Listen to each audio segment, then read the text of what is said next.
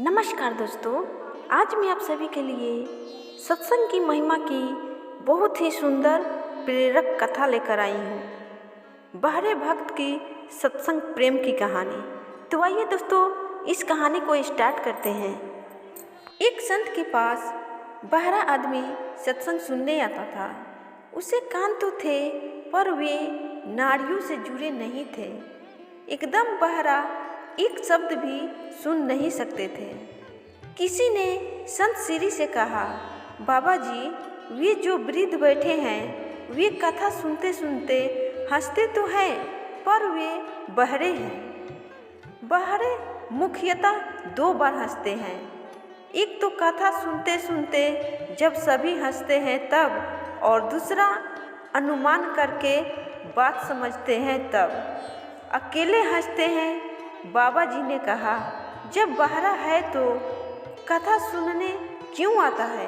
रोज एकदम समय पर पहुंच जाता है। चालू कथा से उठकर चला जाए ऐसा भी नहीं है, घंटों बैठा रहता है। बाबा जी सोचने लगे, बहरा होगा तो कथा सुनता नहीं होगा, और कथा नहीं सुनता होगा तो रस नहीं आता होगा। रस नहीं आता होगा तो यहाँ बैठना भी नहीं चाहिए, उठकर चले जाना चाहिए। यह जाता भी नहीं है।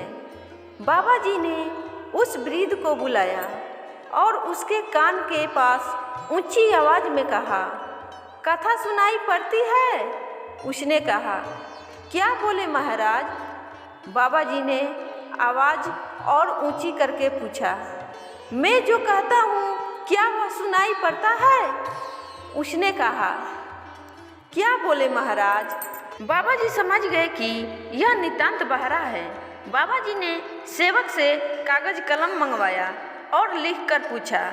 बहरा आदमी बहरा जरूर था, लेकिन वह पढ़ा लिखा हुआ था, इसलिए कागज पर लिखा हुआ शब्द वह पढ़कर समझ जाता था।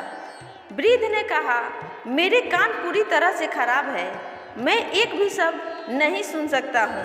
फिर बाबा जी बहरा आदमी से कागज कलम से प्रश्न उत्तर शुरू कर दिए और बहरा आदमी से पूछे, तुम सत्संग में क्यों आते हो?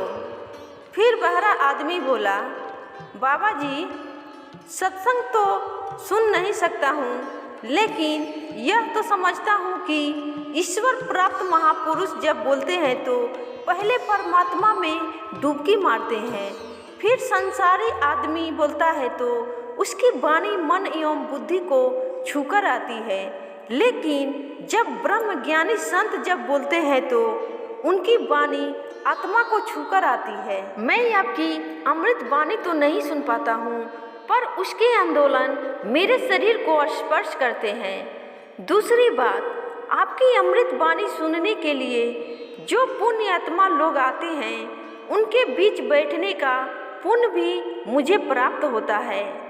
बाबा जी ने देखा कि ये तो ऊंची समझ ज्ञान के धनी है। उन्होंने कहा, आप 2 बार हंसना आपको अधिकार है, किंतु मैं यह जानना चाहता हूँ कि आप रोज सत्संग में समय पर पहुँच जाते हैं और आगे बैठते हैं, ऐसा क्यों? बहरा आदमी बोला, मैं परिवार में सबसे बड़ा हूँ। बड़े जैसा करते हैं वैसे ही छोटे भी करते हैं। मैं सत्संग में आने लगा तो मेरा बड़ा लड़का भी इधर आने लगा।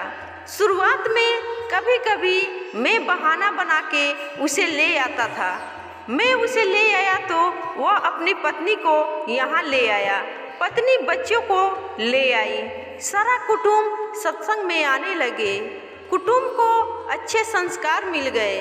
ब्रह्म चर्चा, आत्मज्ञान का सत्संग दोस्तों ऐसा है कि यह समझ में नहीं आए तो क्या, सुनाई नहीं देता हो तो भी क्या, इसमें शामिल होने मात्र से इतना पुण्य होता है कि हर मनुष्य के जन्मों जन्मों के पापों को काटकर हर मनुष्य पुण्य की भागीदारी और भगवान का प्रिय भक्त बनते हैं। तो दोस्तों, इस सत्संग में बहरे आदमी की ज्ञान भरी बातें आपको कैसी लगी कमेंट करके जरूर बताइएगा दोस्तों। और ये कहानी आपको पसंद आई तो वीडियो को लाइक शेयर जरूर करिएगा दोस्तों।